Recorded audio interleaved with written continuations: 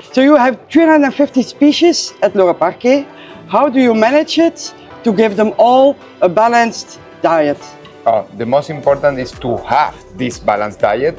We make the calculation before, years before, how many kilocalories need each bird or each group of birds. Then with Versele laga was a reality. We can get good bags in good condition with clean food, that is the most important, a good proportion of pellets, the real proportion of seeds, and the mix of these seeds, the variety, that is very important for every parrot. We can maintain because our people have a lot of experience on this.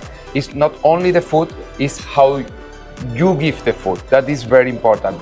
But with this basis that we work with Versele laga, the warranty that the animals are in good condition is secure, is sure.